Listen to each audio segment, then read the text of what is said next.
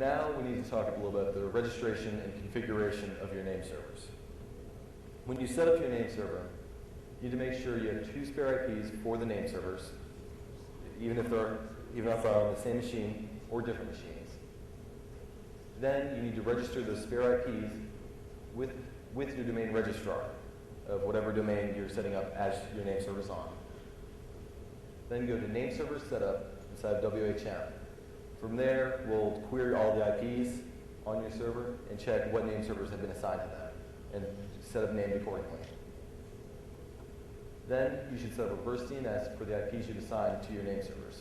This is not necessary, but it's part of the RFC and required for PCI compliance. So that's something it's a pretty important thing, but your name servers will still work.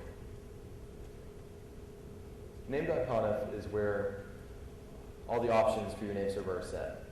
You can create access control lists. You can define many different options, what other machines are allowed to access your server. It also is where all zones from var named are included from. So if you create a new DNS zone, you have to include it inside this file, or else it won't work. RNDC, yet again, is the name server control utility.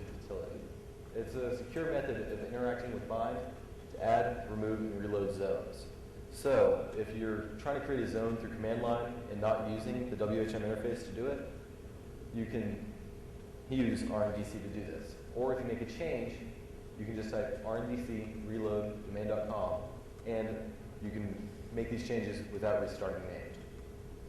One note about RNDC is that it does require port 953 to be accessible, at least from localhost if you're running this locally. So please, you have to adjust your firewall rules accordingly.